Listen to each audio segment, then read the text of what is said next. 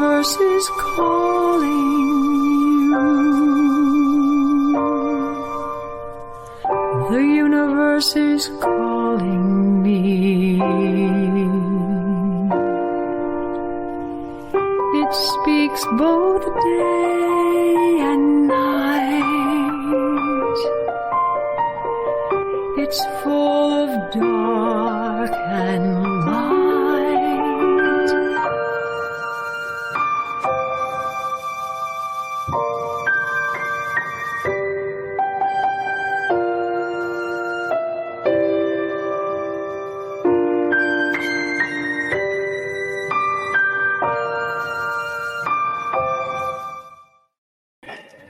Hey, folks, welcome to SkyTour Radio. This is Mark D'Antonio. That guy over there, that's our esteemed producer, Bill. And look, we both have our SkyTour hats on. That's fantastic. SkyTour live stream has been going gangbusters. We're doing really well out there. Hopefully, we get a few more people joining us. We've got the potential. I just applied to a Harvard program to bring SkyTour much more public with education and bringing astronomy to the world. And it's going to be a lot of fun if it comes through. And with Bill joining us tonight, we're going to be talking about all kinds of things. Now, you saw in the description, it's about 3-Eye Atlas, but I have a little secret one we're going to talk about too. Did you know that there are stars in the universe that are cannibals? So what, do they eat other stars? They eat other stars. I thought Scary that was sounding. a stupid question, but it kind of makes sense. It's exactly what they do, and here's how that works. All right, most stars in the universe are more than one. There's we have a solitary star like ours. There's plenty of those. But many stars are binaries or trinaries or quaternary. They got all kinds of components that all have very complex orbits going around each other. And so when we see that, you can imagine that sometimes those stars might be orbiting quite closely to each other, especially if they're just a pair of two orbiting stars. Now, stars evolve. They use up all their hydrogen and they eventually become red giants. And if they're stars like the sun, they shrink down to white dwarfs. Okay, but if they're companions, the evolution might not be at the same time. They may, in fact, evolve at different rates and depends on their mass and so forth. So if you have a somewhat massive star and a smaller, less massive star, the larger star may burn through its hydrogen fuel faster, expand into a red giant, and then begin its shrinkage down to, say, white dwarf. Meanwhile, this star is going to do that later. So now you have this white dwarf sitting here, and they're orbiting closely. And then this star, say, expands into a red giant, the companion, and the white dwarf is still going around it. But something's weird about the orbits when you have stars that are this close to each other. There is something called a Roche lobe, R-O-C-H-E. The Roche lobe is defined as how the gravitational field looks when you have two stars near each other. All right. Actually, even a planet, our planet has a Roche lobe and a Roche limit. That is to say, where our gravity can be so powerful that if something gets too close to us, we can rip it apart. Okay. Well, that's the kind of thing that we're talking about here. When we talk about a Roche limit, well, stars do also have their Roche limits as well.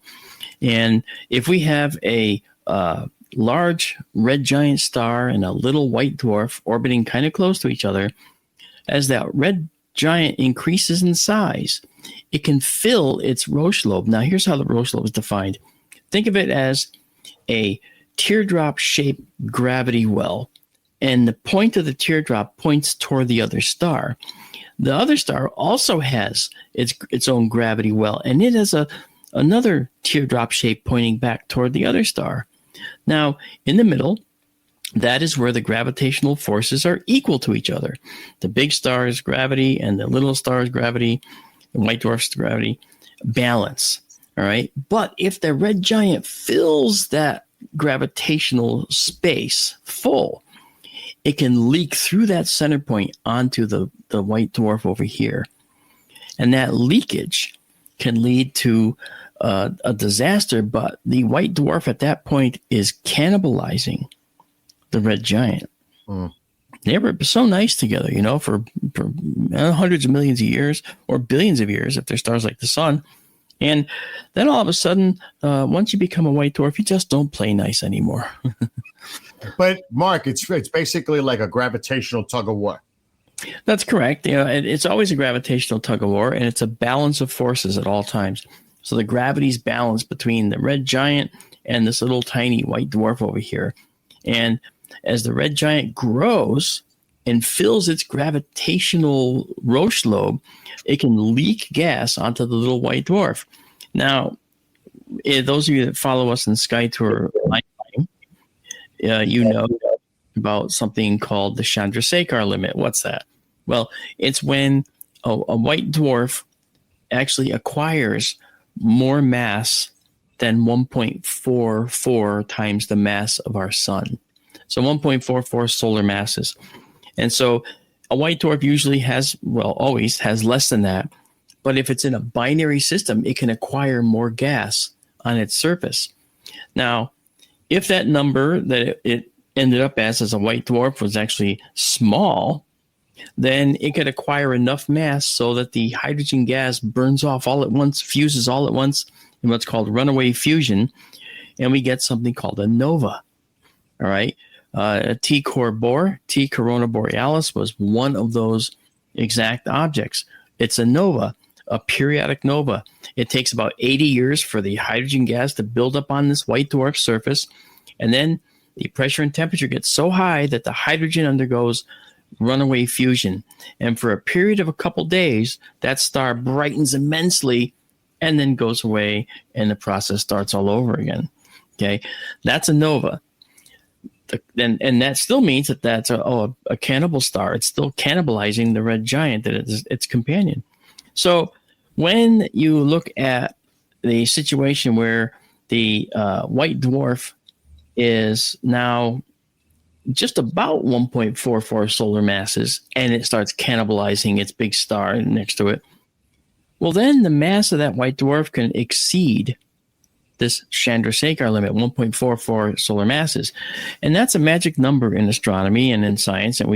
And the reason it's a magic number is because at that point, the white dwarf can't hold itself up anymore. Okay. And that's because the new mass it's acquired might be more than 1.44 solar masses. And if that's the case, it overwhelms the pressure trying to hold it up. Okay, and it will collapse further. But the collapse is sudden, immediate, and catastrophic. And this becomes a supernova that you'd see in the daytime if it went off, okay, in our galaxy with a nearby star. All right, so that's typical supernova that we'll see. That's actually called a core collapse. Sorry, not core collapse. It's called a supernova type 1A, a Roman numeral 1 and a little a, so 1A. And that's one. The other type is a core collapse, where a massive star runs out of fusion fuel and just collapses on itself. And all that inflow of stuff rebounds off the core with the innermost stuff first, and that innermost stuff starts shooting out and now hitting into rapidly collapsing stuff outside. And it just causes the whole star to obliterate itself there as well. So that in this case, where we have a cannibal star like a white dwarf that's eating gas from a nearby big star, then as that collapse, hydrogen fuel goes onto the surface of that white dwarf, the collapse begins if it goes past 1.44 solar masses. And when that happens, look out, because now that white dwarf begins to collapse. It goes past the pressure that was holding it up before. Okay, and then there's a whole science there. It's called electron degeneracy pressure, but never mind. It overwhelms the ability of the white dwarf to hold itself up, and it collapses further in such a way that it's rapid and, as I said, catastrophic, and we get that supernova.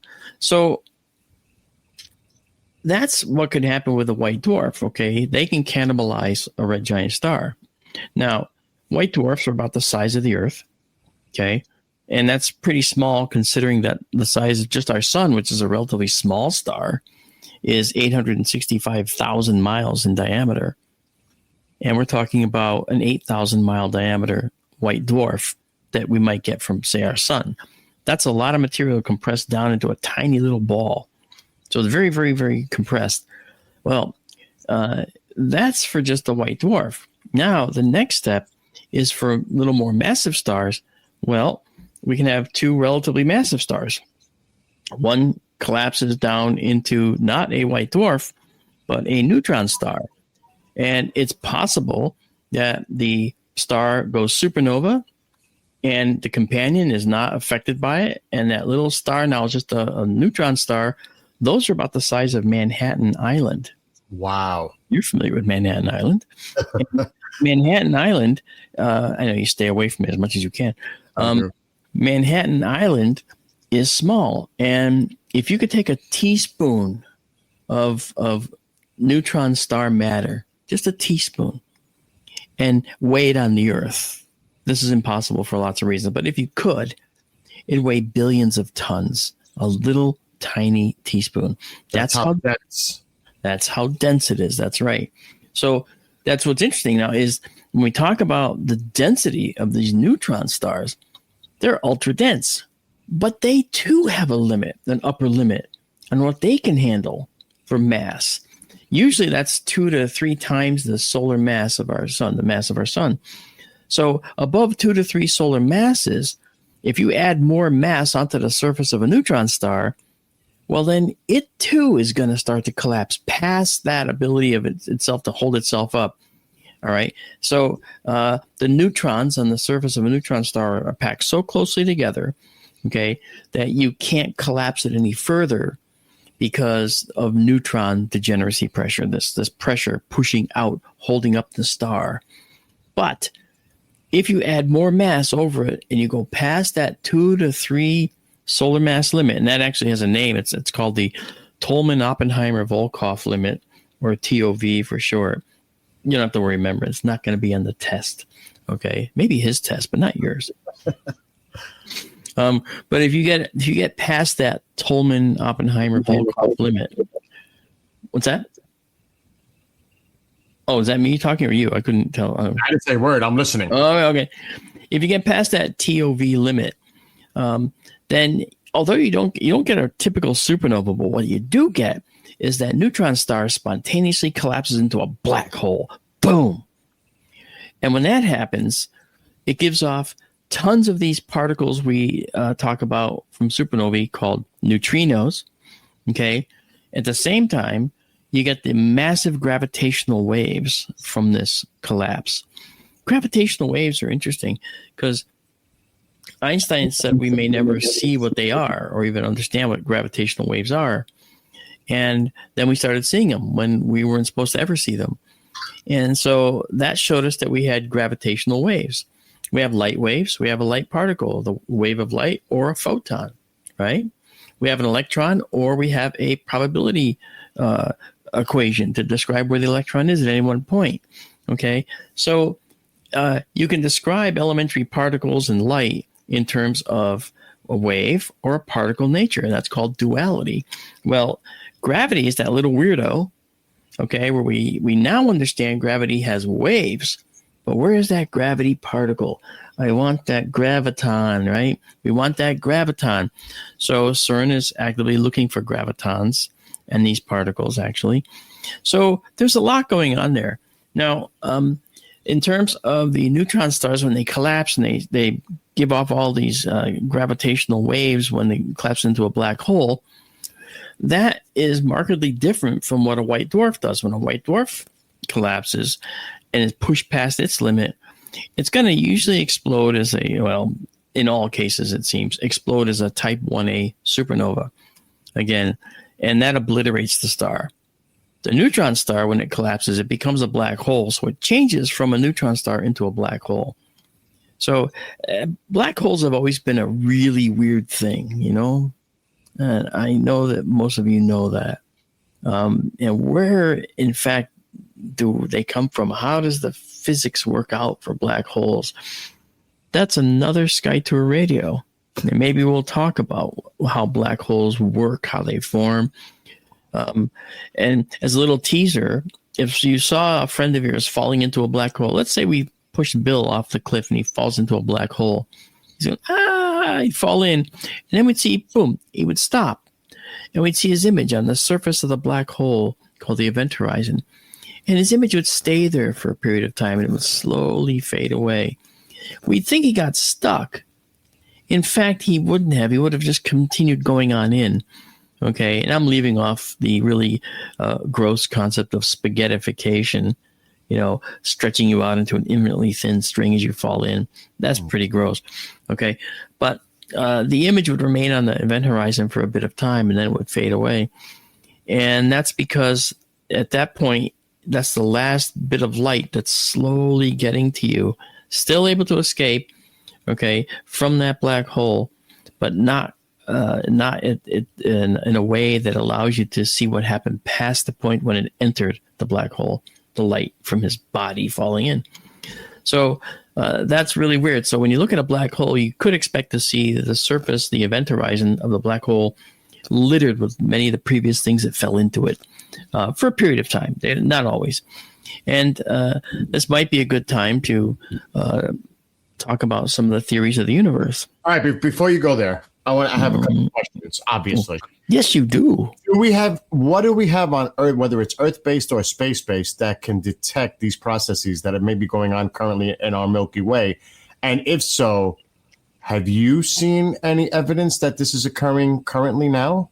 Well, before I finish that, currently, because we're always looking in the past. That's correct. So, all right.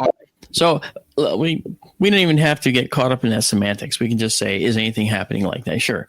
Well, we do have X-ray observatories in space, and they're looking at these X-ray emissions that come from black holes colliding. We have neutrino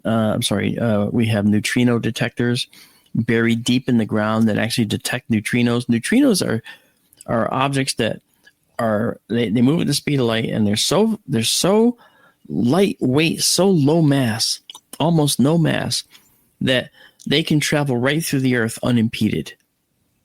Wow. So to trap them is kind of difficult. But in these deep mines underground, we have the ability to actually trap a few neutrinos. So when Betelgeuse, for instance, which I'm sure some of you are thinking out there, when Betelgeuse actually goes supernova eventually, and it will, believe me, it's going to, okay, Betelgeuse is going to shower us with neutrinos. And when we start to see neutrinos coming from Betelgeuse, we know to turn all our telescopes toward Betelgeuse at that point. Why is that? What do you think? Go ahead, Bill, and take a stab. Oh, he's asking me. Well, you are the other person, so that's interesting. We have everybody in the chat too. Why would? Because it's something that's not commonly seen. Well, okay. It's an unfair question. I guess I didn't really phrase it too well. How will we know Betelgeuse is in the process of undergoing a supernova just because we see a burst of neutrinos from it? And the answer I'll give you, because it's really not that obvious, as it turns out, actually, is that when a star goes supernova, the first thing to come bursting out of that core of the star is this massive burst of neutrinos, way more than the star is giving out anyway, because all stars do. Where you have billions and billions of neutrinos going through you right now, right this second. Every one of you are being peppered by neutrino bullets. You don't even know it. Okay, it's constant. If you could see them, you'd probably lose your mind, because it's literally a constant sheet and three-dimensional sheet of particles going through you at all times at light speed. So that said, when you look at neutrinos that leave, say, Betelgeuse undergoing supernova, they get out of Betelgeuse first before the actual physical material shooting out from the core, bouncing out of the core, breaches the surface to signal the visual supernova. Wow. Okay. So you have a few hours from the time that you see the first burst of neutrinos to the time that you actually watch the surface of Betelgeuse erupt in this complete destruction. So obviously, if we lived around a massive star and we saw a burst of neutrinos come from it, if the star was very massive, like the size of Betelgeuse, we would only have a few hours to live. See, so that's, that's the universe giving you a 2-minute warning, I guess, right? But it's a little longer than maybe a 2-hour warning or whatever. But just imagine that, So that said, this neutrino burst is something we see from Betelgeuse, and just like with a collapsing neutron star that's been cannibalizing another companion star, we would also see that star give off as it made its way to black holedom. Okay, we would see that star give off a lot of neutrinos, X-rays. It'd be just a massive amount of radiation coming off of that region of space. So pretty interesting how that all works. All right. Yeah. So I know that that's actually really interesting. Okay. Now, as far as questions, I see questions already. He's saying, this is Wyatt Bronx asking, will it be visible to naked eye? I think you're talking about the Betelgeuse supernova. And the answer is that yes, it will. In fact, if it's daytime when it happens, right now, Orion's in the daytime sky a little bit. It's kind of coming up just before dawn. But winter sky. Yes, winter sky. That's the time with the Orion. Yeah, exactly. And so would it look like a small sun or a moon? Like, what would it appear as? Yeah, well, we see Venus as the brightest object in the night sky, other than the sun and the moon, right? And Venus is actually going to pale in brightness compared to, say, Betelgeuse. So Betelgeuse will be really, really bright in the sky. It won't look as bright as the sun. But let's suppose this happened next year while Betelgeuse was just next to the sun in our daytime sky. You'd see the sun, and if you were looking up at the sun, it's like, taking in the rays. All of a sudden, you'd see this bright object appear next to the sun. And you'd say, what is that? And that would be Betelgeuse going supernova. You'd see it in the daytime sky. How long would it appear in the sky, Mark? It could be in the sky for a couple of months, several months, actually, depending on how long it takes for that to calm down. It is a massive star. If you put it where our sun is, it would go all the way out to the orbit of Jupiter. So the Betelgeuse is 10 astronomical units in diameter. We're 1 astronomical unit from the sun, and it takes light 8 minutes to get here. So if you do the math, you can see how long it would take actually for light to escape a destroyed core of Betelgeuse on its way here. It gives you a good idea of how long it'd be before the light reaches us, or the neutrino stream gets out of Betelgeuse to head its way here. Now, Betelgeuse is about anywhere from 600 to 750 light years away. So as Bill alluded to earlier, when we look at Betelgeuse, we're looking back in time, aren't we? We're looking back in time almost 1,000 years, right? Yep. When you look in the belt of Orion, we're looking back about 1,500 years. We look at Betelgeuse, we're looking back about 750. Okay? So we're looking back in time at all these different points in time. So the universe is a time machine of sorts. You can look back in time. Now, if we figured out technology to have a mirror, 100 light years away, and have it turn around and look back at the Earth right now, we put a telescope on it right now, okay, 100 years from now, okay, we'd see what Earth looked like 200 years before that, because it takes 100 years for it to get here. Yeah. So we could actually see Earth, 200 years ago that way. So it's kind of cool. Or 100 years ago, right? Because then it would take another 100 years for us to see it. But it would be 200 years from our present at that point. Figure it out. You'll see. I'm not right. I'm not wrong. So yeah, pretty cool. So I'm really interested if Betelgeuse goes supernova, because what's your best guesstimate, Mark? What do you see as the possible timetable that this could occur from any time from now to what? Well, actually, let's be very accurate. Okay. Betelgeuse will erupt anytime between, say, 749 years ago and 10,000 years from now. Okay. Wow. Yeah, we don't really know. So Betelgeuse could already be gone if we could instantly transport right there. Betelgeuse could already be gone, and we wouldn't even know it. You know? Wow. Yeah, pretty cool, huh? Yes. Yeah. So, you know, I see a lot of people that I know out in the chat. It's nice to see you guys. Yes. Okay, yeah. Kathy Messick's with us. Kathy asked me advice about a telescope to get, and I have to give her credit. She went for it. She got herself a Celestron 9.25-inch telescope. It's literally one of the highest rated telescopes. But, man, that's the one you need, because you can automate that thing. You can be in the house relaxing and watching your screen and Wi-Fi and just see. You're really going to give me that idea now to go get another telescope, really? Oh, yeah. Sure, why not? You got two. I got plenty to watch if I really wanted to see telescopes. I just go to your Sky 2 live stream. Well, yeah, Sky 2 live stream is fantastic. And what's any update before you hit the next topic? Any update on that third location possibility? I've been talking to them, and they're excited about a third location, and this might be in Colorado, in literally one of the darkest places in the entire United States. I was there. I saw it. It's at 7,000 foot altitude. It's amazing. Looking up at the sky, it's like you can actually see the very subtle clouds in the Milky Way very, very clearly. It's like awe-inspiring. And by the way, it was on a night where there was some moisture in the air, thunderstorms coming through, and it still looked unbelievable. Wow. So, yeah. So we're still working on it, and they initially said, well, maybe we'll think about 2028. You know, it's like, okay, cool. And then it was, well, you know, there's people getting excited here. They're really geeking out about it. So maybe it'll be 2026. Might move it up a little bit. So we'll see what happens. It's right around the corner. It is.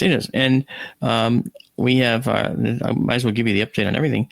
The Sonoran scope is up and running, working fine. There was a problem. A very violent windstorm came through there recently, and it damaged the roof of not our observatory, but one of the buildings on site. And the location it damaged happened to be where our Starlink satellite dish is. So they had to take it down and put it back and fix it, and fix the roof and then put it back on. And they did, and it works fine. So I've been using it lately to stream. I streamed 3 nights in a row. We did a Milky Way grand tour. We had part 1, part 2, and part 3. And where were you? Actually, somebody told me, our friend James said you had an issue when we had the G3, the KP index, I think was 6. Yeah, I had a hit from a solar flare. Even though the building was protected from them, I actually had a hit. And I got it back. In fact, it wasn't me that went out. It was Starlink. Right. Okay. Because our Benson site and our Sonoran site went down at the same time, because the same satellites were serving that region.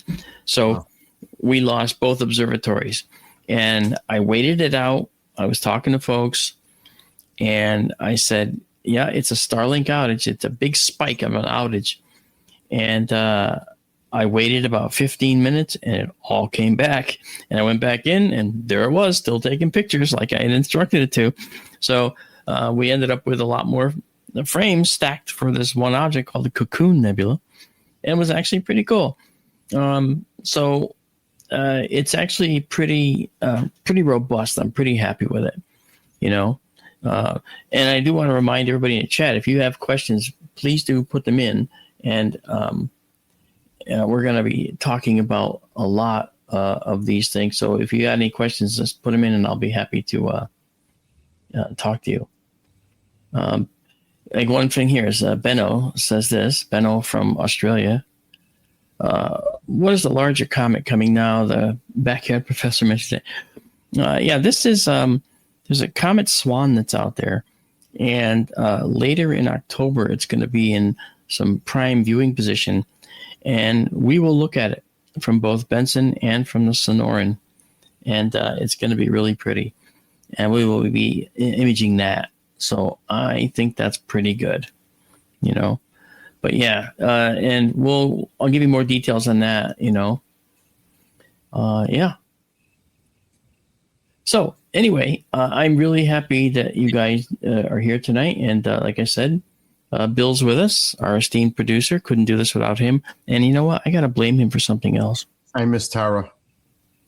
Yeah, Tara. I asked Tara way too late to join us tonight, and it's my own fault. She didn't even get the message. So, you know, knowing Tara, she's going to feel bad, and it's my fault. I got caught up trying to get the Benson security camera that was literally sheared off by the roof when it went haywire a couple weeks ago. That's fixed, by the way. I tested it a little while ago. The new camera's installed thanks to Glenn, who lives in Benson, and he helps do some maintenance for us all the time. He's really fantastic. Excuse me. So when that got sheared off, I was just like, oh. So I was trying to work through getting him to put this bracket on that I sent him and all that. He bent it to the right angles and everything and put it up in the building. And it completely escaped me that I had a show tonight. So I admit when I'm wrong, and this is one of those times. There you go. Yeah, you know. So, hey, you know, it's true. But yeah, Michael Hedrick, yeah, click that like button. I will say with everything, because with my position on the station, and so much talk about 3i Atlas, it's refreshing to hear the science coming from a person of your position to fill us in on the facts. Because there's so much talk out there, Mark. I mean, it can make your head spin, and I'm thinking of a movie. Mm-hmm. Look what Sam's saying. Oh, look at perfect timing. Thank you. Thank you for putting that in there. Yeah. Thanks, Sam. Very well done. Very well spoken. Perfect timing. The problem is that when 3i Atlas was first seen, I thought, it might be like 2i Borisov, which is a comet that came through. Or maybe it'll be like 1i Oumuamua. We've seen three interstellar objects coming through. Now, it's important to understand why we know they're interstellar. How do we possibly know when you see a little dot moving through the sky? How can you know that's interstellar? Come on. Well, actually, from science, what we can do, we're using calculations for the trajectory and the orbit of these objects by multiple observations. And I went through this when I was getting my degree in astronomy. We did calculate orbits of objects. It is slow and methodical, and when you get it right, it's accurate to a very, very small percentage. So the orbit calculation for this object shows that it's no danger to us. It's going to be well over 100 and something million miles from us at closest approach. But how do we know it's how do we know it's interstellar? Well, first, let's look at the anatomy of our solar system. We have the 9 planets. They're in a plane. Okay, they're all orbiting the sun. The sun's in the middle, and they're all orbiting the sun. Okay, in a parallel line. Okay, and as seen on the edge. And then Pluto's a little higher in orbit, sort of at a odd angle, but it's still a planet as far as I'm concerned. Yes, that's right. All right, and outside that, we have a belt of icy objects and another horizontal circular belt. If you look down at the top of our solar system, it's a circular belt of icy objects. That's called the Kuiper belt, and that's spelled Kuiper. Beyond that, there's an Oort belt, Oort, and there's a belt like this. It's a circular belt beyond the Kuiper belt. Additionally, there's a cloud, a 3-dimensional spherical cloud of objects around our solar system called the Oort cloud. That's so big, right, that it extends more than halfway to Alpha Centauri. It's a huge cloud. This is information we just kind of had theorized, but now we're kind of showing. Well, anyway, the Oort cloud if you disturb an object out there, let's say from that kind of distance over millions of years, a star may pass by and tug on one of those objects out there and start it on that long millions of year journey into our inner solar system. Well, if it does that, the speed it can reach is only a certain maximum speed. It can't go any faster than a certain maximum speed, falling in from the farthest reaches of that Oort cloud. When we see these objects come in, all right, and they're out like at Jupiter, so they're kind of in the outer solar system right now, and they're going 137,000 miles an hour. We know that they came in with a very high velocity. They plunged through the Oort cloud because it would have to have come from much further beyond the Oort cloud to pick up that kind of speed. And that's what we see. So the speed tells us. Now, the direction also helps us a little bit, but it's usually the speed which tells us that these things came from such a long way away. Okay. Now, that said, this object, like one eye, the eye means interstellar, and one means the first one.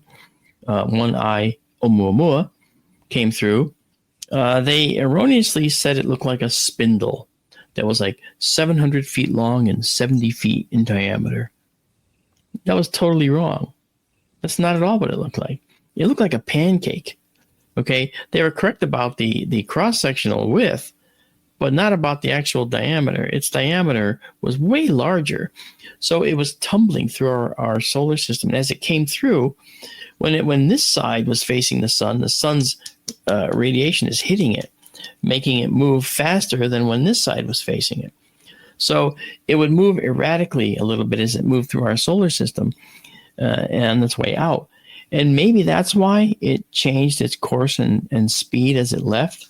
However, as Avi Loeb, who I know, okay, has said, we can't deny the possibility that maybe it was, some kind of interstellar probe from an advanced civilization. Why would we say such a thing? At first blush, you might say, oh, that sounds kind of crazy. Why would you say that? Well, there's actually good science behind it. If we look at the objects coming through our solar system, we look at these objects and say, okay, well, we know that's a comet. We know that's an asteroid. But here comes this thing, and it comes in from a high location and comes zipping through and then leaves really fast. When we look for things that go through the solar system like that, it harkens back to a point in time when we ourselves said, hey, let's create something called a solar sail, which will actually use the pressure of the sun's radiation to propel a ship out of our solar system and maybe get it into another solar system where it could use that particular star's solar radiation to allow it to fall in with gravity and go out with gravity, or the stellar wind pressure from that star. So it wasn't far-fetched to think that maybe another civilization thought of using a solar sail as well, or a stellar sail. Okay, a very, very large object. And so when Avi suggested that, he suggested it because the object wasn't a spindle, it was a large pancake. And that's what a sail would look like to us, a large pancake. So that wasn't far-fetched at all. All he said was, we can't deny the possibility that this could be that. And he's right. He's absolutely right. We cannot deny that. And I'm okay with that. I think that that's correct. And I'm not saying it just because I know him. I'm saying that because he's right. As a scientist, I see it. Other people see it. Now, with this object, he's saying, again, similarly, that this object is doing odd things. And he's not wrong, once again. Now, I will say that in this particular case, 3I/Atlas, Atlas, by the way, is the name of the telescope that found it. It doesn't have an actual name yet. So 3I, whatever it's going to be, currently Atlas, it's moving at that speed of 137,000 miles an hour. And as it comes through the solar system, it's going to do something interesting. It's coming in actually along the plane of our solar system. So if the planets are all going around the sun this way, it's coming in right along the plane of our solar system. And it's actually going to pass Jupiter. It's going to pass Mars, and it's going to pass Venus on its way out. Okay, so there you see this image of it, right? And so what's interesting about this is that this particular object, if it was just a random piece of ice or a comet coming through, it would seem very odd that this is actually coming through like that. In fact, the statistical probability, okay, of it doing that are very slim, less than 1/10%. Wow, that's actually a very, very small percentage. So that's one oddity. The other oddity is that this object, and this was an image of it taken by the Gemini telescope on Mauna Kea. Another oddity is that it seems to be emanating a lot of carbon dioxide. So in that fuzzy picture you see there, you notice how there's like an extended envelope of stuff around the core. Well, the core we can't even see, right? When we think about the core of this object can be anywhere from 1/4 mile in diameter to 25 miles in diameter, okay? We don't know, because this stuff, right, is actually causing a problem. This stuff allows us to, or effectively blocks what's inside. But what we noticed about this is it's giving off a ton of carbon dioxide. I don't mean just a ton. It's giving off a lot of carbon dioxide. In fact, the bulk of this stuff that we saw in here, when you look at the spectrum, we're looking at dust right here, okay? But when we look at the spectrum of the gas that's in this envelope around this comet thing, or whatever it is, we're talking about, mostly carbon dioxide. Now, comets generally have some carbon dioxide, maybe 3 to 4%. They have cyanogen, which is a carbon atom with a nitrogen atom attached. That's called cyanide. We don't want that, okay? And they have methane ices. They have carbon dioxide ice. They have water ice. And you see other, you can have some actually rather complex hydrocarbons, things called tholins on the surface of these comets. And these are all the building blocks of life, basically. So we're noticing that this comet more and more, or this object, okay, more and more is showing that we're probably looking at an object that's now looking more and more and more like a regular comet. But there's still differences.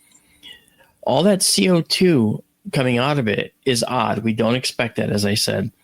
Another thing we're seeing coming off of this that we didn't expect is nickel atoms. Nickel, it's in the periodic table, right? So when we look at nickel atoms, nickel is a very if we look here, okay, you look here and you look at number 28 in the periodic table there, you have iron, number 26, you have cobalt, and then you have nickel, number 28. Okay, well, nickel is something that is produced when massive stars explode or when white dwarfs explode. So obviously this came from a region that was really heavy with exploded star debris, perhaps. Okay, and that's kind of interesting too. And the problem is, again, look to the left of nickel by 2, and we go to 26. That is iron, Fe. Mm-hmm. Well, iron would also be expected to be visible at this point in this comet. If we're seeing nickel at 28, we should see iron, and we don't. It's not right to see iron or nickel without iron, because iron and nickel, the processes in the universe that create each are kind of intertwined with each other. So that's kind of weird.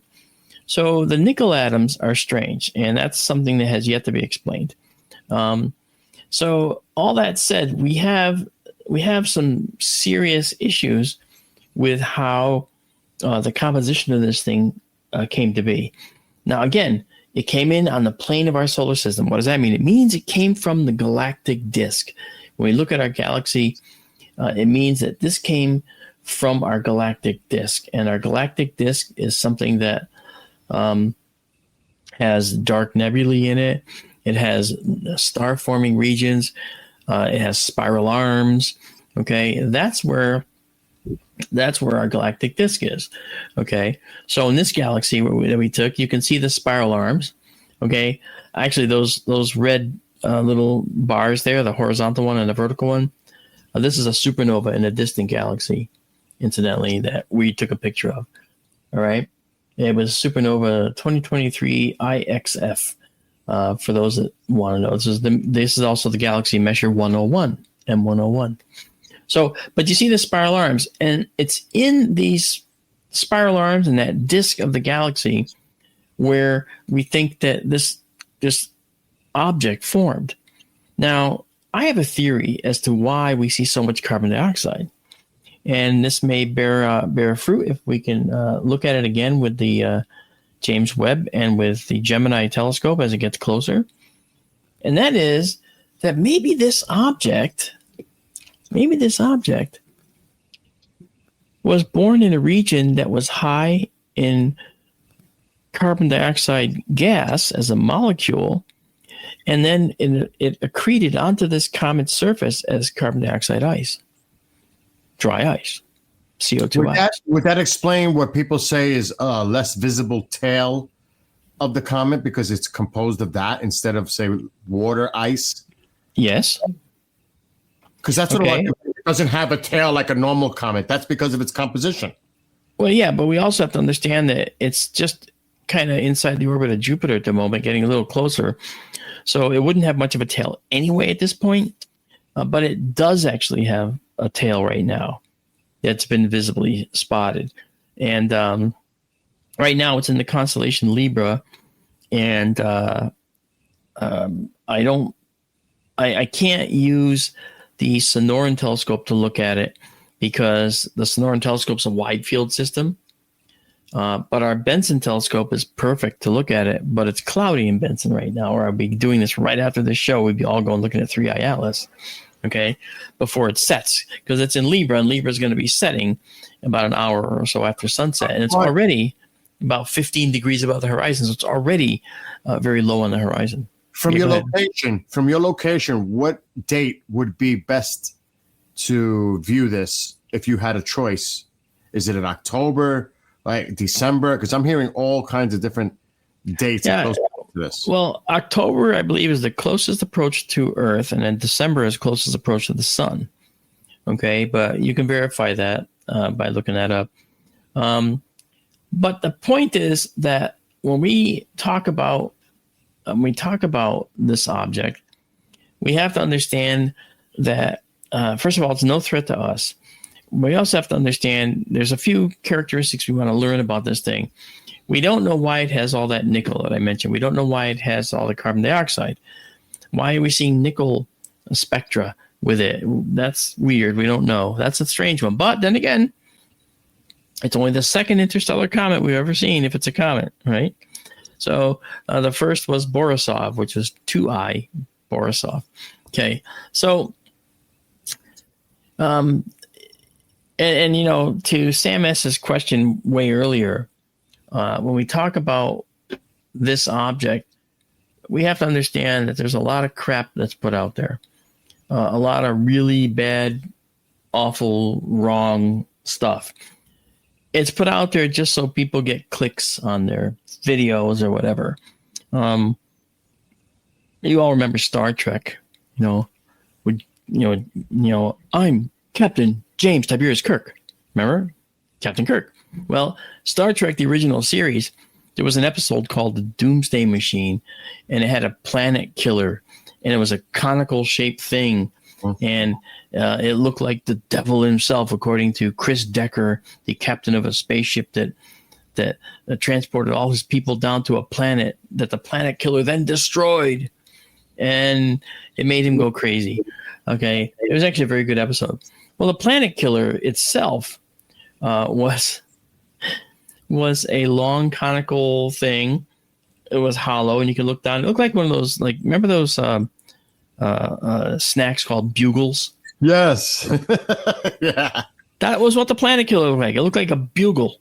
Well, anyway, a snack called a bugle. Well, anyway,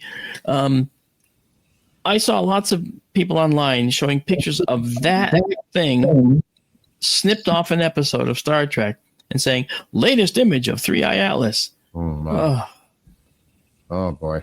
And that's why I wrote that long post. If you look on my Facebook wall and scroll down a little bit, you'll actually see my article on 3i Atlas, and you can see, for all to see, what we know about it, what it is.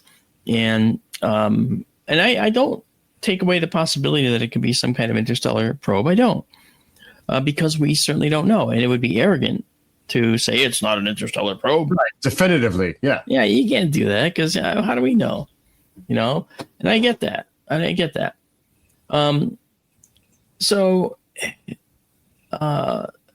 Yeah, okay. And that's, let me get this back up here. Was this correct? Perihelion, that is closest to the sun, will be on October 29th.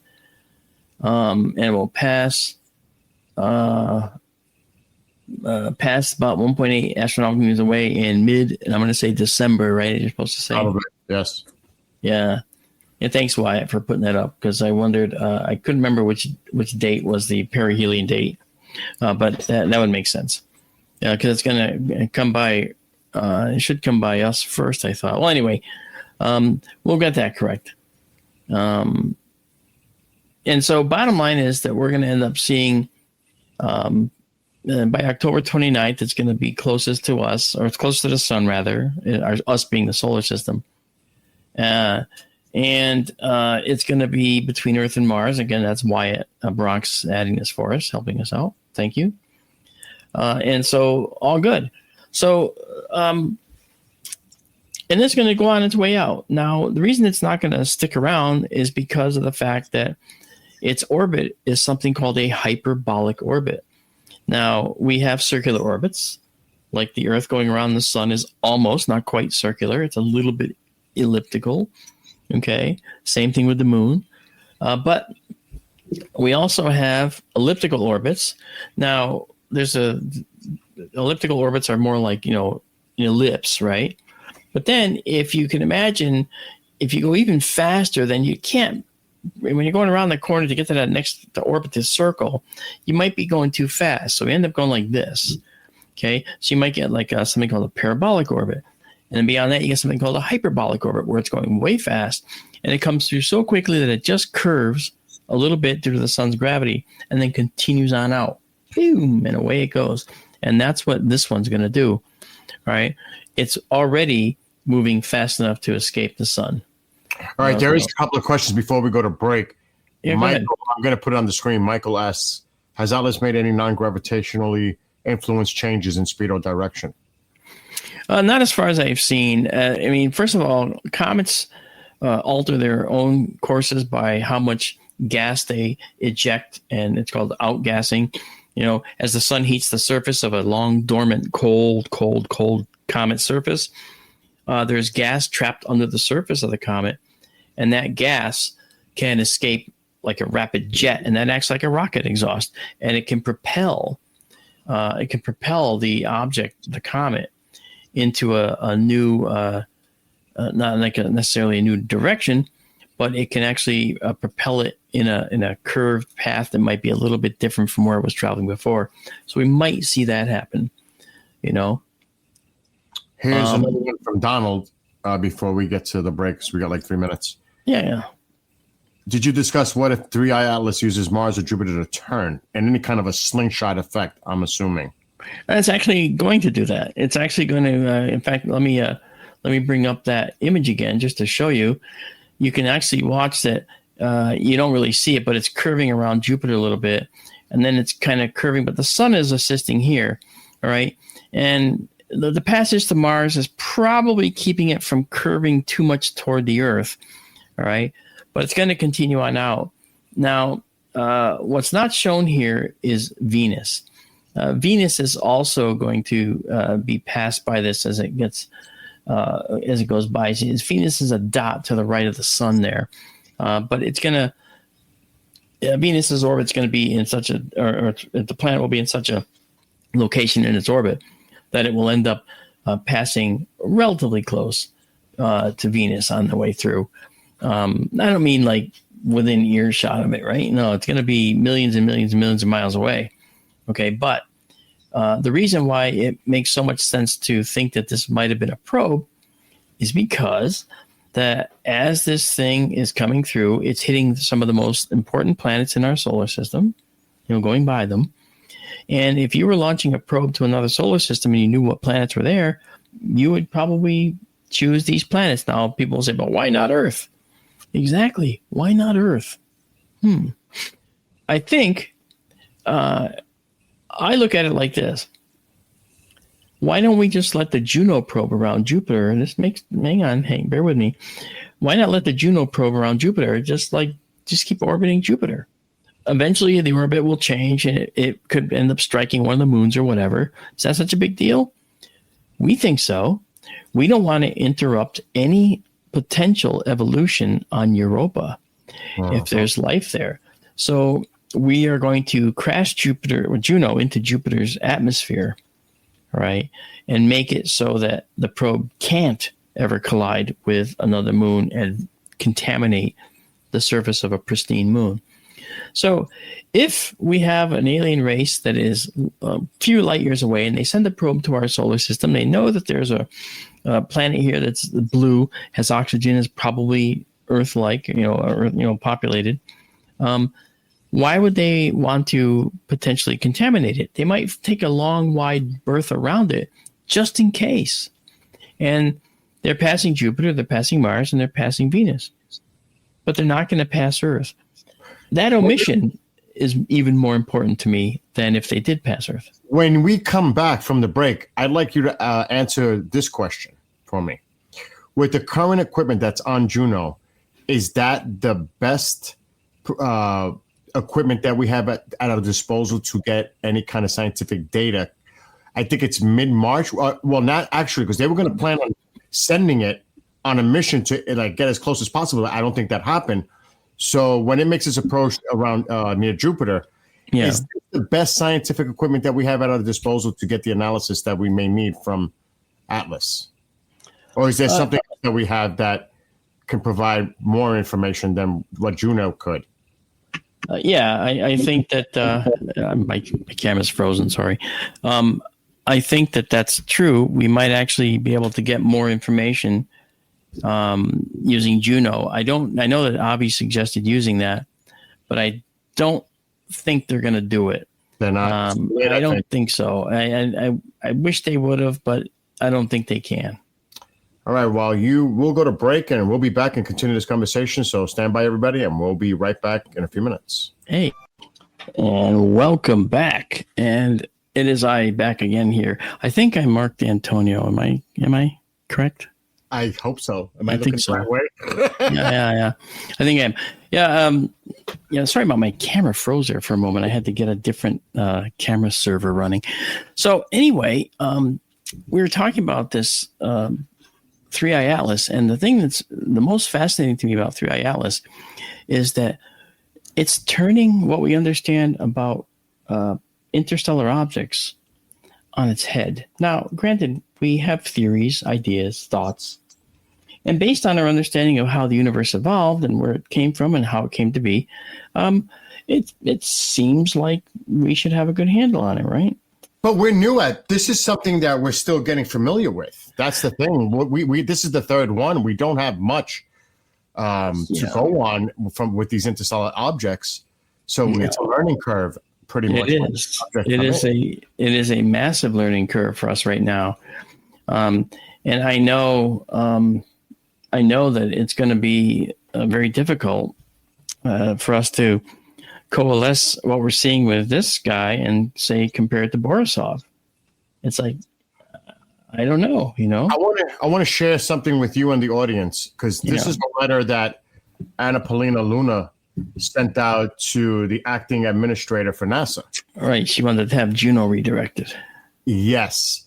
Yeah. And here it even says that if it didn't have the fuel, if they couldn't do it, it's still going to be of great value. If insufficient fuel is left, if they don't have it, then it is from its current orbit of Juno, it'll still be of great value. Yeah. So Yeah, that's for letter. Yep. Yep.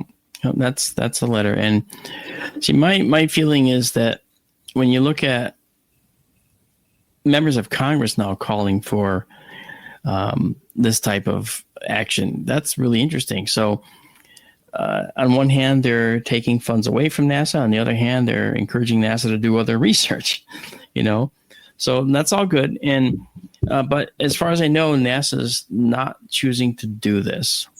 It's done because they were supposed to do it by, I think, September 14th.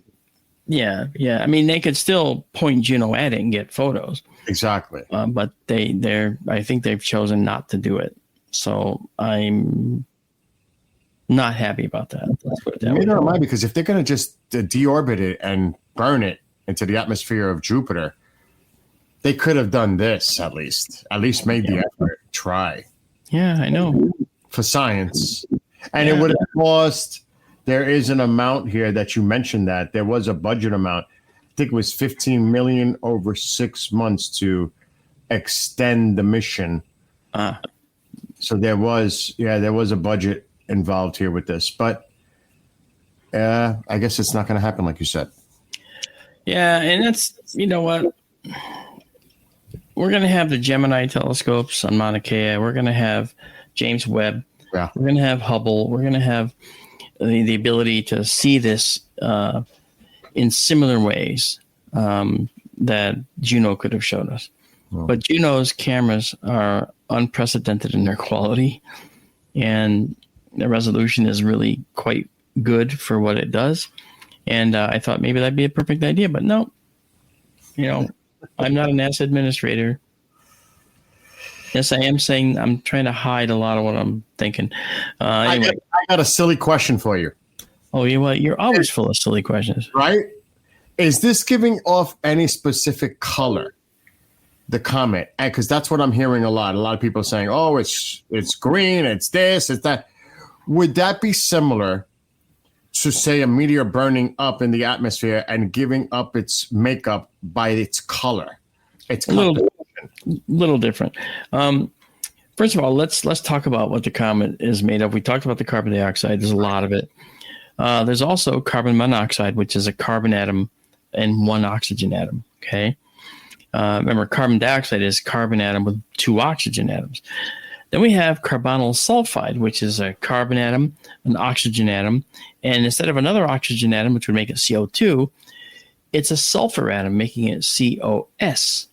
All right, so carbonyl sulfide is the other thing we're seeing. Again, not uncommon in comets, actually. We also are seeing the cyanide, as I mentioned, cyanogen, CN, carbon atom with a nitrogen atom. And that is known to show green, as is carbon. Okay, the spectra of a carbon will show in the green. A spectrum of carbon or cyanogen will also be green, and the visual spectrum. So it gives off these lines in the green line of the spectrum, which shows us the green color. And sure enough, 3I Atlas is looking green now. Right. So we know that it's made up of similar chemistry as other comets, at least to this point, but it looks a little different. It's a little differently. Why the carbon dioxide? Why the nickel atoms? That's really weird.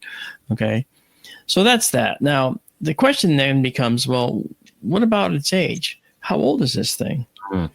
Well, it came from outside the solar system, and that means that based on the location it's coming from and going back in history to where we think it could have come from, which we don't actually even really know quite yet, this object looks like it could be up to 7 billion years old. Now, Mark, I don't mean to interrupt you because I always do. Yeah, you do. Is this coming from our own Milky Way? I mean, is it coming within our own galaxy, this object? Yes, it's coming from the interstellar space around our solar system within our galaxy. So it is from outside our solar system. Okay, we have our solar system, right? And we then have our solar neighborhood, the stars near the solar system. okay, and the sun. And it's probably maybe from one of those stars. But those are all light years away from us. Right. So it means it will have been traveling billions of years in order to get here. Okay, and that's the important thing to keep in mind. So that said, as it's made its way in through the interstellar space, in between stars, the gravitational pull of the sun managed to pull it in, and now it's making a one-time trip through the solar system. And it's coming through at a very high rate of speed, as we know it should, because it's interstellar. Now, if it's 7 billion years old, you got to keep in mind that that's almost twice the age of our solar system. That means, that's tantamount proof, in fact, for those that don't believe there's planets elsewhere. That's tantamount. That's actual proof, definitive, hands-on proof that we have objects older than our solar system out there that come from other stellar systems, and this is one of them. Now, as I said, its speed is about 137,000 miles per hour. That's actually pretty fast. But if you did the math, the equation of math, what is the speed of light? Because if we're talking light years, if we did the math, it's traveling at 37,000 miles per hour, and it's been traveling for billions of years. Would that equation tell us roughly how many light years, when you do that math, how much it may have traveled, and what's the nearest system from that direction that it may have come from to try to figure out its origin? Well, the nearest system is 25 trillion miles, 24.5 trillion miles away, and that's the Alpha Centauri system, 4 light years away. And a light particle, light photon, travels 6 trillion miles in a year. So if you do that math, you add it up and figure out if it was, we don't know how long it's been traveling in interstellar space. We don't really precisely know its age, but we do know that the object is, very, very old, and when it gets closer, we're going to have confirmation of that age, because we'll be able to look at what's coming off the surface and be able to figure out what isotopes we're looking at. And knowing the composition of typical comets, we'll be able to figure out, based on the isotopes we're looking at, that is, the different types of a single type of atom, like carbon can be a carbon atom, or it can be carbon-12, where there's more neutrons in the nucleus, carbon-14. Okay, there's, again, the number of neutrons changes depending on age, right? And so that can affect what we come up with in age for this object. And that's very important too. And that's something that right now it's just sort of a guess, Yeah. So that's interesting. And it's going to get about 170 million miles from us, I mentioned earlier. And that's just shy of the distance to Mars, right? So we're talking about an object that's going to come somewhat close, but not very close to us at all, So it's actually going to be a very quick Speedy Gonzalez that goes through our solar system. Is there any way, if this was detected earlier, that we could send some type of probe, slingshot it, to maybe get a closer view? Not now, obviously, it's too late for that now. But in the future, is that even a possibility to try to get as close as possible, or even land a probe like we see with asteroids to get actual data, samples, analysis from the object? Is that even possible when it's moving at 137,000? Well, as long as we can match the speed and use gravitational whipping to kind of propel us up to the right speed, and sure, there might be a way. Don't forget, we landed on the asteroid Bennu. Exactly. Okay, and we dropped down, bounced, and picked up stuff to send back to Earth. And don't forget, we also landed on a comet already. We landed on an asteroid, Eros. In fact, a good friend of mine was on the team that landed on Eros. Was that the ESA? Was that the European Space Agency that did that? Or what agency did that? Goddard Space Flight Center. It was called the Near-Earth Asteroid Rendezvous. Okay. And a very good friend of mine, an astrophysicist actually, was on that. she's passed away. But Sister Mary Ellen, she was a Catholic nun. Wow. I'll tell you a little quick story. She was here just visiting, and she's a little white-haired old lady, you know. I mean, and I stereotyped her as being a little white-haired old lady nun. Probably doesn't know much of anything about astronomy, right? So she started talking about the pictures that the Hubble Space Telescope takes. And I said, oh, yeah, the Hubble's great. You know, I said, I've got some nice pictures. Would you like me to print them out for you? Oh, I'd love it. So I printed out some color pictures of these things. And she was here with her friend, Florence, all right, who is a cousin, actually, which is why she was there. And I'm sitting down with her, and I'm explaining how these pillars of creation were formed and the dark nebulae and all that stuff. And she's nodding and nodding. And Florence is starting to laugh. I'm going, you know, and it's getting actually rather annoying. And she's sort of being rude. But how do you tell another nun she's being rude, right? You know, I don't want to score points with the big guy, right? That's what they call him. So I finally slapped the table and I said, Florence, what's the deal? And she looks and she starts laughing. I could see she was laughing so hard. She was stifling tears of laughter. And she points at Sister Mary Ellen, the nondescript little white-haired nun, and says, she's an astrophysicist. Wow. Really? I know your work. It was amazing. So that was really funny. And I didn't, and I said, I'm not worthy. And she laughed it off. I gave her the pictures. But she goes, but I do, you know, I was actually focused on chemistry. So, I mean, from a chemical perspective, tell me about these things. And that I could speak to. And so we had a very nice discussion about the chemical properties of nebulae and things like that. And it's just hard. You think Catholic nun, you know, so you never thought that there was that kind of intelligence. I hate to say it that way, in the Catholic community, where they actually had people that were astrophysicists that were in the nunneries. I don't know what you call those. Okay, in the cloth, but apparently it's true, and I was humbled very much by that. It was incredible. So that said, I mean, we had a lot of other surprises too, you know, with a lot of the astronomical discoveries. But when this guy comes through our solar system, we're going to end up seeing, I think, some new stuff we haven't seen from comets before. Because what are those nickel atoms doing? What are they doing emanating from this object? They shouldn't be coming off this object like this. Okay. I mean, yes, they're tied up in the dry ice that's on the surface. That's my guess. And they're being propelled off by the little jets of trapped gas as it heats up and goes, psh, psh, psh. You know, it causes it to come off the comet and go up into the area around the comet, and that's called the coma. What we say is a coma, and that coma of the comet, all right, is composed of these atoms with carbon dioxide and cyanogen and carbon monoxide and water ice and carbon dioxide ice as well. So we're going to see a lot of different potential elements and compounds in this cometary atmosphere, so to speak. You know, all the focus will be on this. That's for sure. Yeah, I would assume. That's right. That's right. That's funny, Genghis. Sounds like a show. Welcome to None of the Nebulas.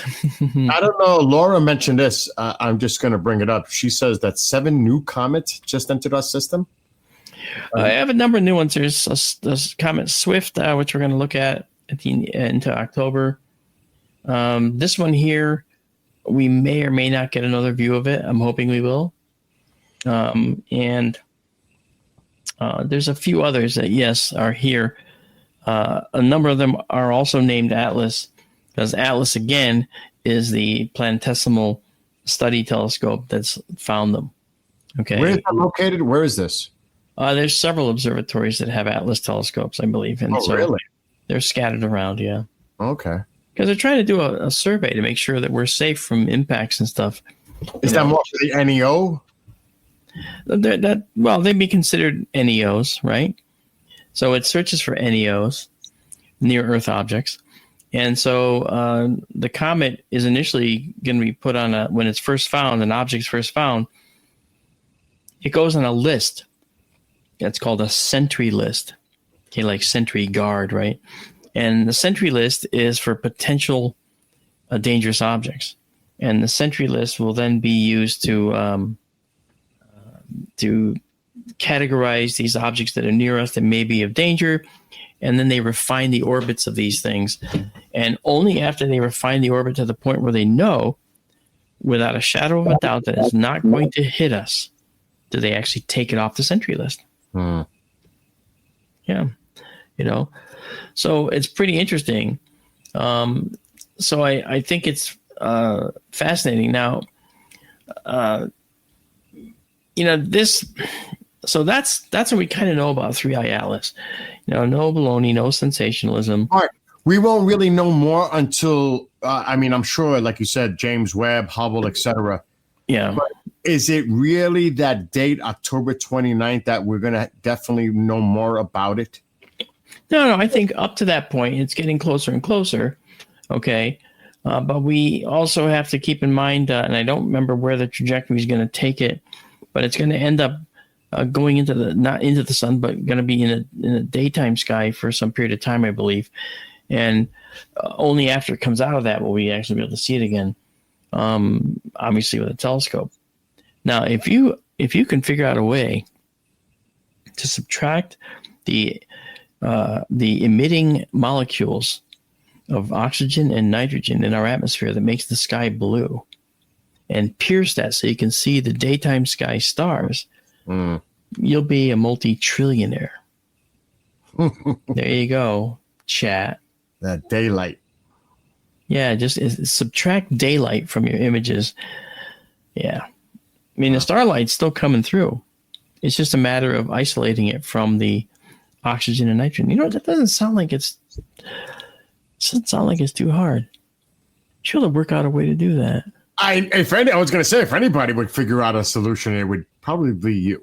Well, I'm just thinking that's a specific set of frequencies, and if the starlight are those specific set of frequencies, that's a problem. But we should be able to. Certain objects would be able to show. I would do a test with Betelgeuse and Antares probably, because they're big and orange. He's thinking about it now. I gotta stop thinking about it because it really comes down to having some kind of a dynamic filter that you can take away. I know someone I can talk to about this actually. I'll talk to my friend. I'll talk to a friend of mine. Get on it, because that would be just right now with everything going on. That would be a major breakthrough for now. Future. I imagine so. Huh? That'd be pretty cool. Oh yeah. Is there any closing thoughts on Atlas? If anybody's got any questions in the chat, please post them and we'll get them asked to Mark. What would happen if it did hit the sun? Just out of well, the sun would be dislodged. It would rotate over, probably explode. I'm just kidding. It would just be consumed. Nothing would happen. Nothing. Yeah. Remember, this thing is anywhere from quarter mile across to maybe say 28 miles across the nucleus. And the nucleus is going to be kind of a rocky center, kind of like the Tootsie Roll center of a Tootsie Roll Pop. Speaking of an impact, let's not forget it was during the lunar eclipse.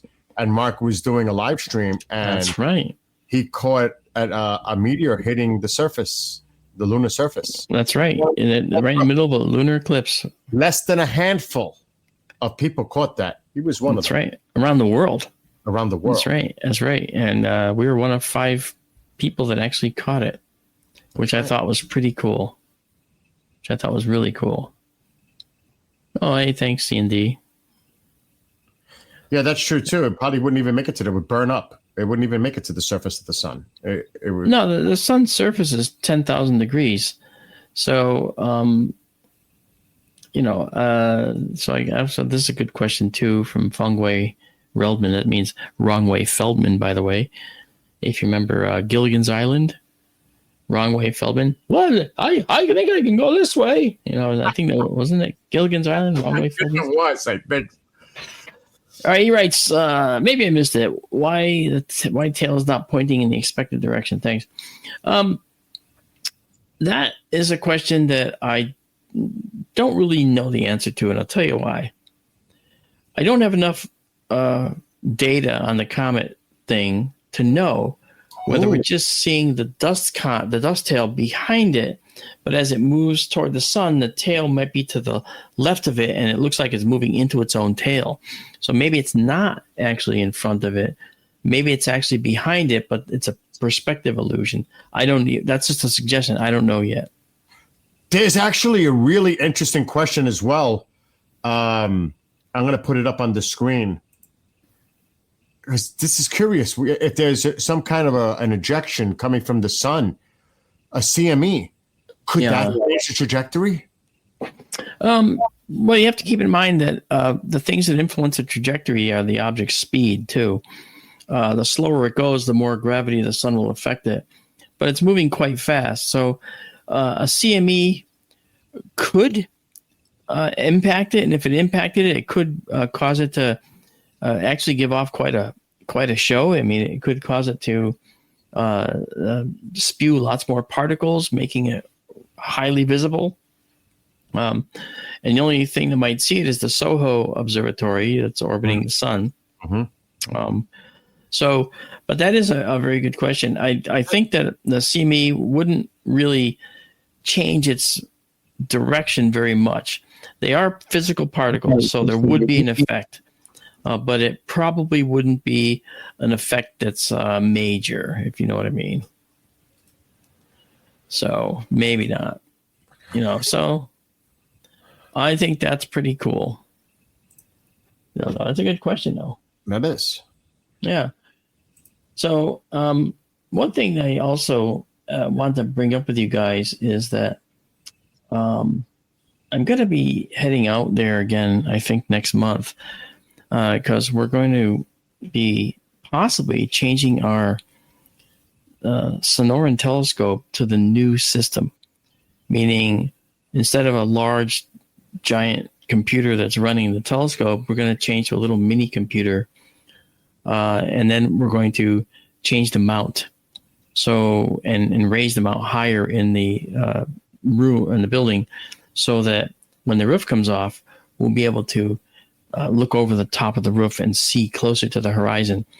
Now, that's in astronomy. We never look at anything that's near the horizon because too much air and too much atmosphere, and the views are terrible. But for outreach astronomy, which is what we do, it might actually be pretty nice. It might be pretty cool to see it. So we'll see.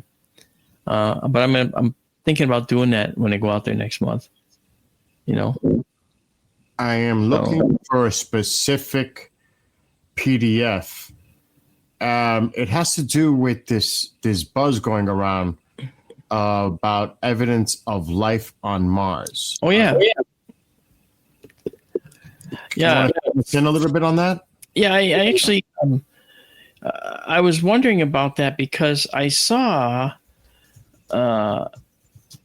something on this just recently. And I was curious if maybe there was something like it was a Jezero crater where Perseverance rover was rolling around. I got the PDF. I'm going to look for it while you continue. I'll see if I can find it. And it was looking. The Perseverance rover has been collecting rock samples with one of the express missions of the Perseverance rover, and that is to look for indications of past or present life. And there was a rock called Chiava Falls, I believe. And it's sort of a mudstone, so it was made with water. And it contains a unique texture and a mineral composition. And it also has something that they're calling leopard spots. And these leopard spots are an interesting characteristic because they're rich in a iron phosphate compound. You might say, well, who cares? What's that? All right. Well, they're also rich in this iron sulfide compound too. And now the thing about it is that on Earth, These minerals are often formed in oxygen-poor, water-rich environments where microbes perform the chemical reactions to generate energy. So this is something that means we might actually have found evidence for life in the billions of year old waters that used to flow in Jezero crater. Yep. And I think that's pretty cool. That is awesome. Yeah. Yeah. And incidentally, on the South Pole of Mars, I think it's a kilometer down, they used this ground penetrating radar from orbit, and they discovered a briny reservoir of liquid water under the surface. Now, the pressure on the surface is too low to sustain water. If you put it on the surface, it would just quickly boil away and be gone. But under the ground, where they got the weight of the rock strata on top, the pressure on that water-rich strata is so high that it can support water underground. So it's possible that there is life underground on Mars, and that's another thing which I think is pretty cool. You know, and also it's not just the Perseverance rover. It was also the fact that other missions, orbital missions, have actually found evidence of ancient rivers, lakes, and outflow channels, even an ocean on Mars. And that's kind of important because water is a key ingredient for life as we understand it.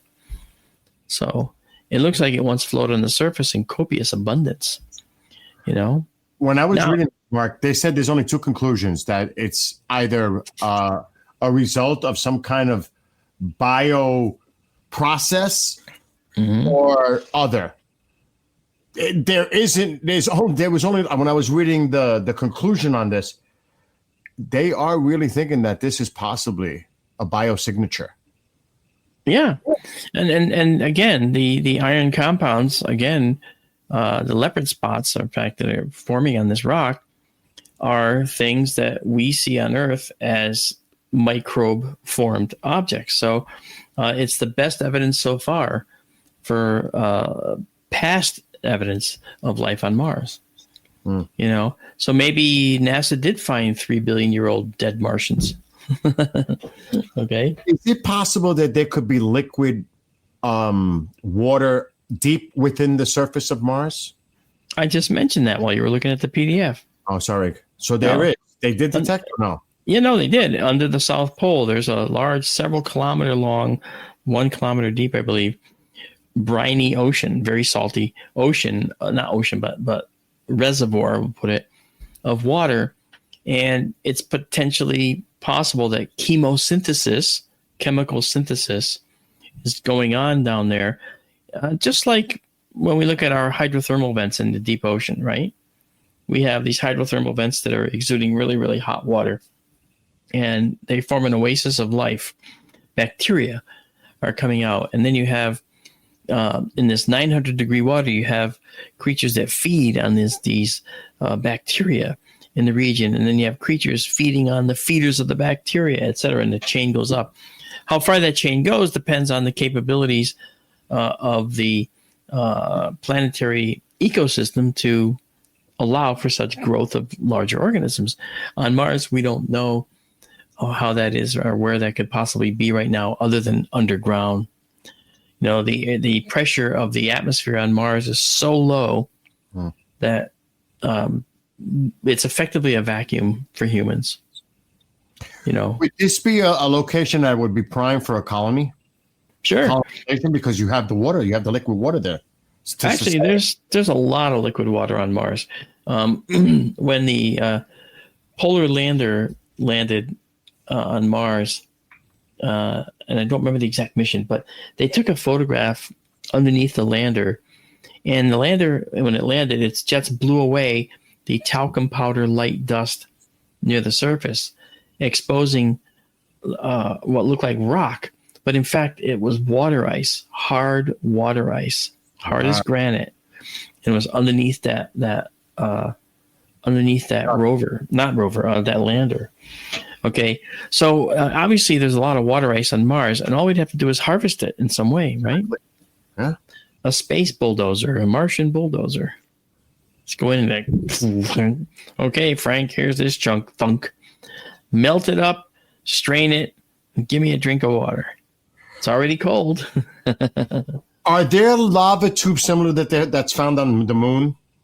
Is there anything that we could use underground that's already there, natural, that we could use as a shelter? Yeah, there's several craters on Mars that show indications of lava tubes.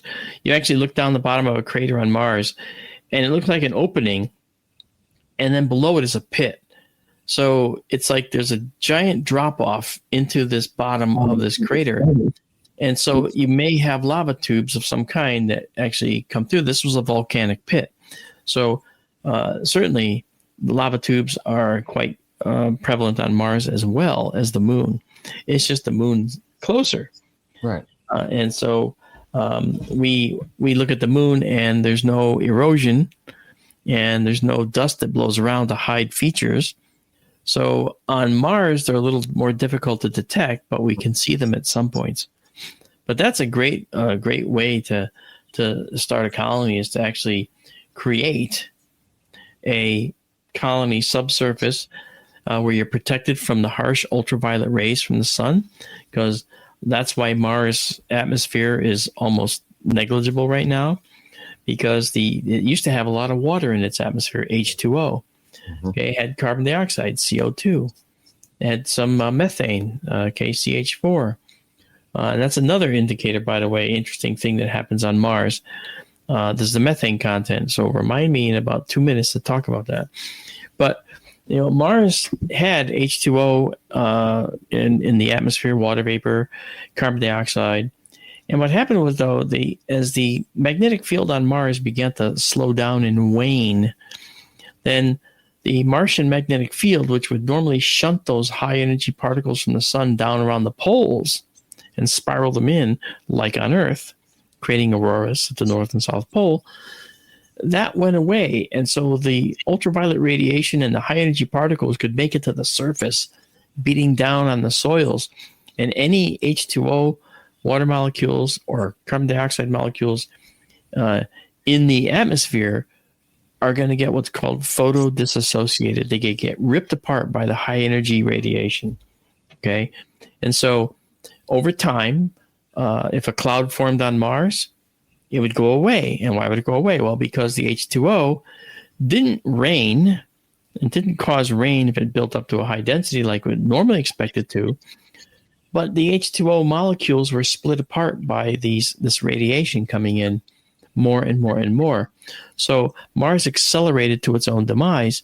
And so since H2O made up the atmosphere would be getting thinner and thinner and thinner over billions of years until it's finally left at just this tiny, small, percentage of, volume of carbon dioxide, and leaving about 98% of the atmosphere as carbon dioxide.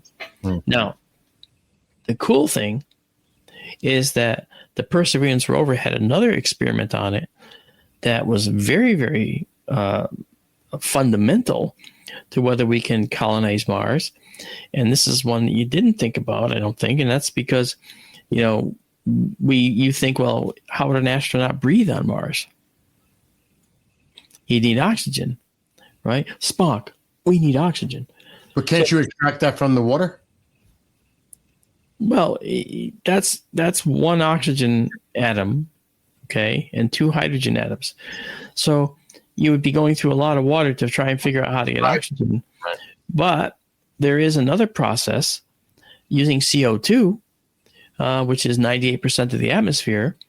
You can start sucking in lots of CO2 into your device and convert for several molecules of CO2, you can make several molecules of O2, breathable oxygen. It sounds like plants and trees. And you end up getting some carbon monoxide as well, which we don't breathe, CO. Right. So, and that experiment that took place on Perseverance was wildly successful, and it was called the Mars Oxygen In Situ Experiment, MOXIE. And MOXIE demonstrated using a car battery sized, oxygen generator that it could make oxygen on the surface of Mars out of the atmosphere. Wow. Breathable oxygen. Now, Wow. why would you do that? There's several reasons. Like one reason is you make rocket fuel with oxygen, right? And you make oxygen that we breathe, you know. So those are two major fundamental benefits of being able to make your own oxygen. So look, you can breathe on Mars. We can figure that out.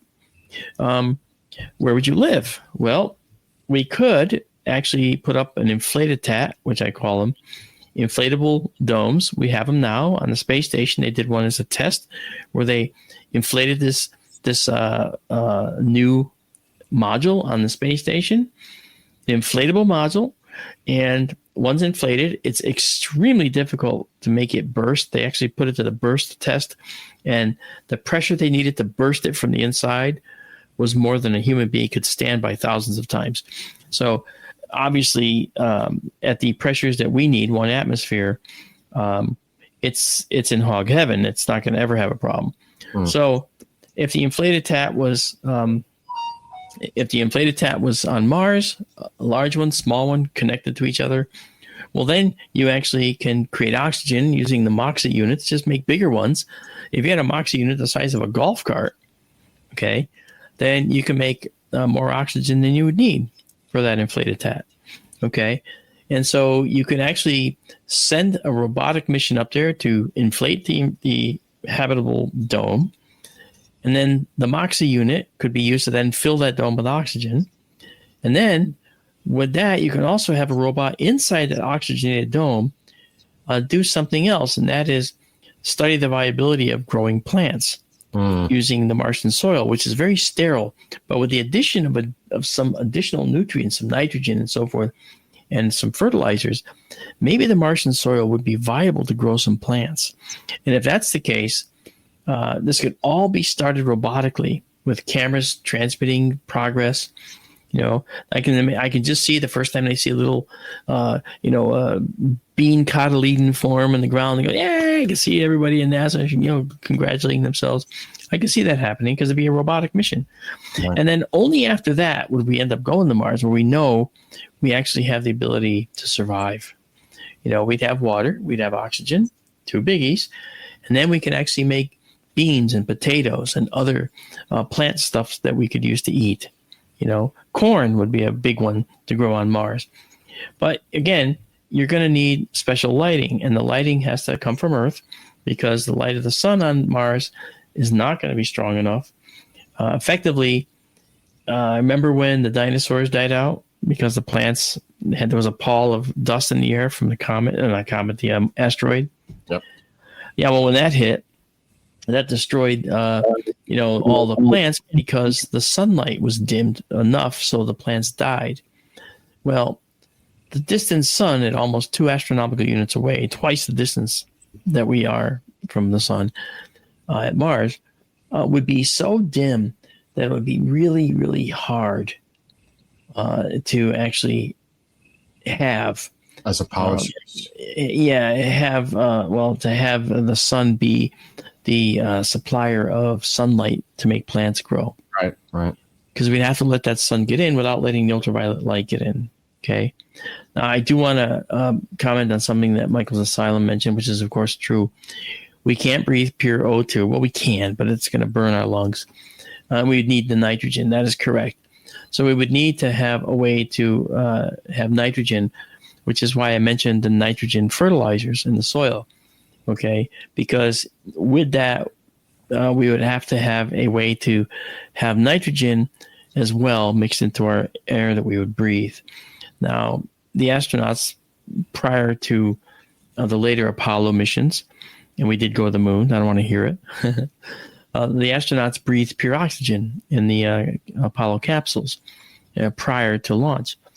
And that's the reason that they died. The Apollo 1 astronauts died, Grissom, Chaffee, and White on the launch pad, because oxygen is also something very bad if you have a fire nearby, because it's the perfect catalyst to keep a fire going more and more and more. All right. So we'd have to be very careful about how we develop the oxygen and what we're going to mix it with. That's the way it's going to be. Now they might try something else. They might try some exotic mixtures. So, the astronauts on Mars might talk like this because they would be breathing some helium or something to go with the oxygen. I mean, they might have a special mixture, heliox or whatever they are. And so they would end up having, high-pitched voices. It's like, hi, phone call from Mars. Hi, guys.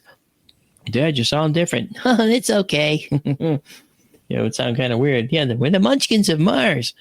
So I think it's hilarious. So obviously that kind of thing is going to be happening as well. Kathy says Marvin the Martian. Abby Love says we should build a space station for humanity versus trying to develop Mars. What are your thoughts? Very good question, Laura. Laura Newbert is a very smart lady. Met her at Devil's Tower UFO Rendezvous, where we had 2 years worth of UFO conferences there. Well, again, the question, the question is, she meant low. I know that. Eventually, we have to go off world as a civilization anyway. Yeah, I mean, currently we have space stations. No, we have a space station, right? But we're not even unified. The Chinese have their own. Yep. The Russians had their own before they joined us. They're planning another one. Yeah. 30s. Yeah. Now our space station is showing its age, and it's going to be possibly 2028 when it's deorbited. Yep. I hope that show goes over us. I'd love to see that. Yep. That's going to be a massive sparklers landing. Gosh. Yeah, just a small one. To the Pacific, I would think. Well, they're gonna drop it into what's called the satellite graveyard, which is in the Indian Ocean. So unfortunately, okay. Well, there's one in the Pacific too, but the Indian Ocean is somewhere where they're probably going to go. I think it's the Pacific. Maybe it's the Southern Atlantic. I'm not sure. I have to check. There's 2 satellite graveyards. I'm sure our very smart listeners will let us know. But building space station to preserve humanity versus trying to develop Mars is interesting. Why, again, it comes down to this. Why do we feel compelled to stand on another planet versus just be off-world? There's a few things. First of all, if we go to another planet like Mars, okay, one of the problems we're going to have is that the gravity is much less than on Earth. However, it's not zero gravity. All right, we're going to have some gravity, and with additions in our spacesuits or whatever, our bodies could still get the same kind of exercise that it would get if we were on Earth. And so you'd feel like you're walking on Earth, but you'd be walking in a much lower gravitational, field. So that said, and there's caveats all throughout that whole concept, but the bottom line is that as long as your muscles are working hard enough, you won't atrophy. Your muscles won't go to nothing.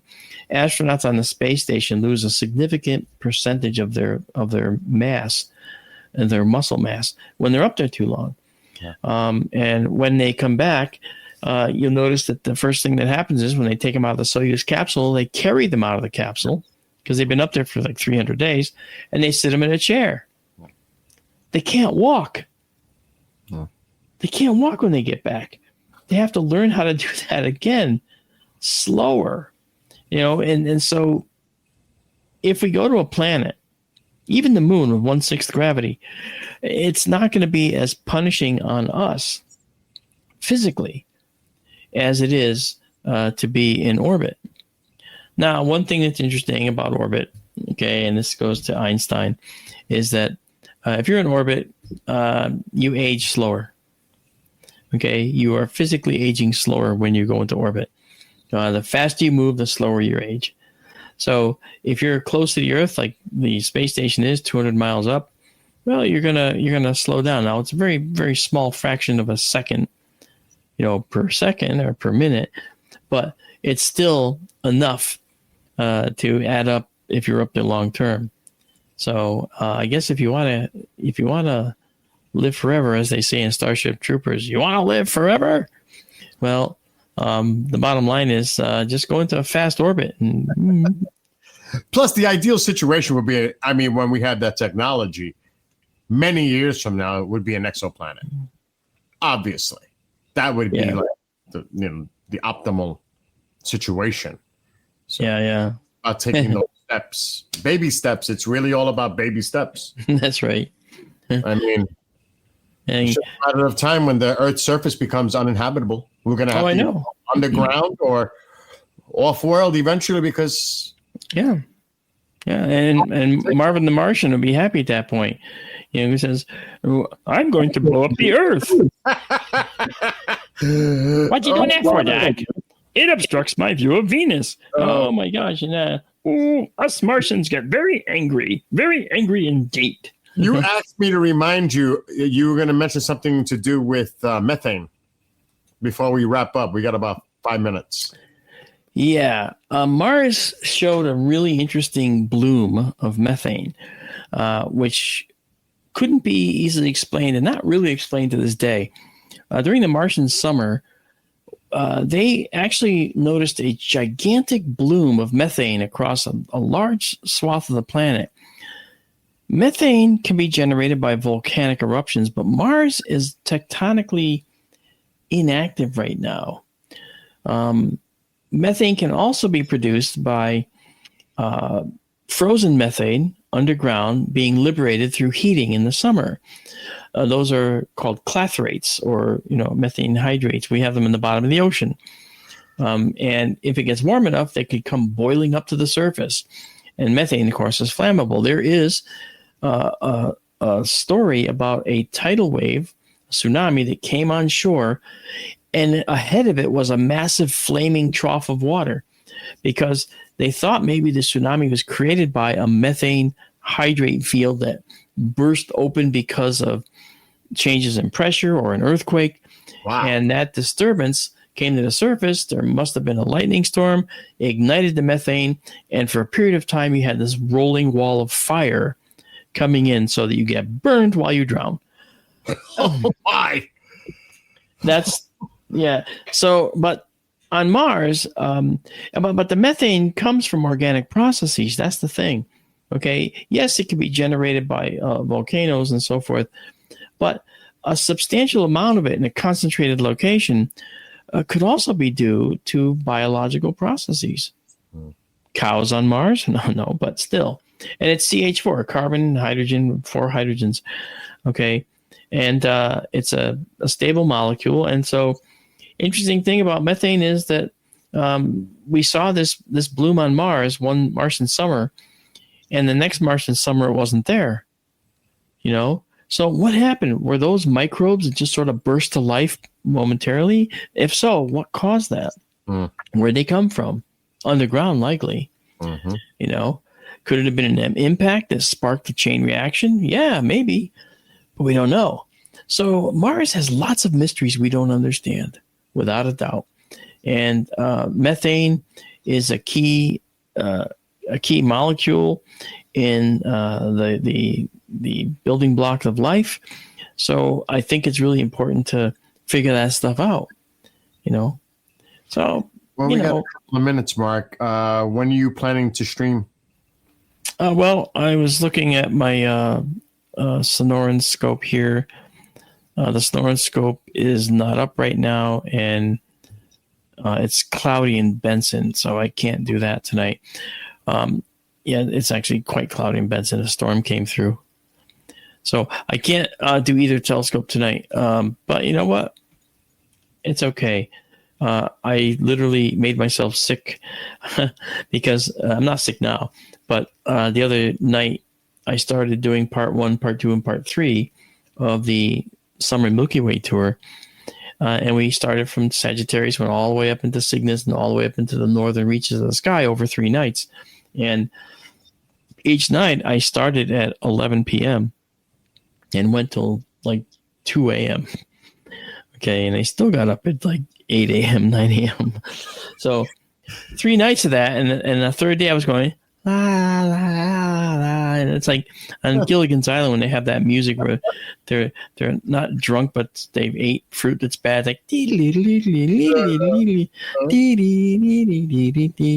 my head was like all over the place, you know. But so I can't really, I really don't know, you know. SkyTourLive.org or SkyTourLive.com. Make sure to check it out. There's a lot of great stuff on that website. Yeah, we actually, that's fantastic. And, you know, don't be afraid to go visit our SkyTour portal, which is Bill just told you, SkyTourLive.org. Love having you. And, you know, if you want to talk to me directly, you can contact me right there. Contact SkyTour@gmail.com. I know he does. Also, he's on TikTok as well. Yes, please join me on TikTok as well and follow me on TikTok. I want to start streaming on TikTok as well, and I got to talk to you about that because I had a menu pick on my TikTok that says "Go Live," but I will show you because I don't know if that's actually really go live. Doesn't seem like I couldn't find the stream key. Yeah, no, I'll show you how to do it. All right. We'll talk about that off here, but always a pleasure to be part of this show with you. Hopefully Tara will be back for the next show. I know it was last minute. I didn't give her any notice because I wasn't sure I was going to be able to do it, but I'm very happy I did. I also want to make a shout out to Asterian Foundation, who has give us a small grant to get some equipment for the Benson telescope. And we got part of that equipment now, and we're going to be getting more here in a little while. We're going to put a spectrograph in there. Check out the merch too at the website. Oh yeah, that's right. We do have a go to the website. Yeah. You want it on socks? You want it on boxer shorts? We got it. Bathing suits. You want pictures on the glass? You want pictures on canvas? Pictures on metal? Got that. It's just amazing. And here's the thing. I get nothing for this. I'm not taking a paycheck for anything I do. Okay, with SkyTour Livestream. It's because I just decided I was going to be an outreach astronomer, and I figured I'll just let the environment take care of me. This is truly a public service program. It really is. It's an free education in astronomy. Absolutely. I always say that. And on TikTok, it's SkyTour Livestream, all one word. That's correct, yeah. So make sure to follow. This way he can start streaming there as well. Yeah. Mark, we're on YouTube. Well, seconds left. Okay, we're on YouTube, Rumble, Twitch, Trovo, Kick, soon to be TikTok, you know.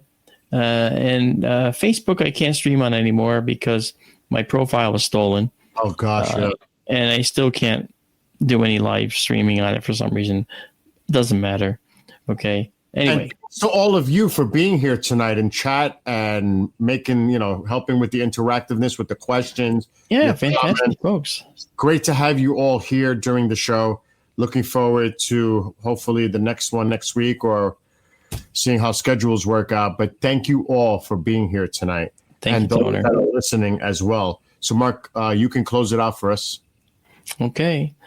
Well, guys, thank you for coming, and I'll keep you posted on the status. Look for any status up in the SkyTour Livestream group chat. You can join; it's all free, and SkyTour is free, by the way. You don't have to pay us a dime. If you want to, that'll help us, but you don't have to. And the pictures, we give all the pictures away that we take for free, just so you know. If you want to buy them special, you can get it from the store on different items, water bottles and so forth, etc.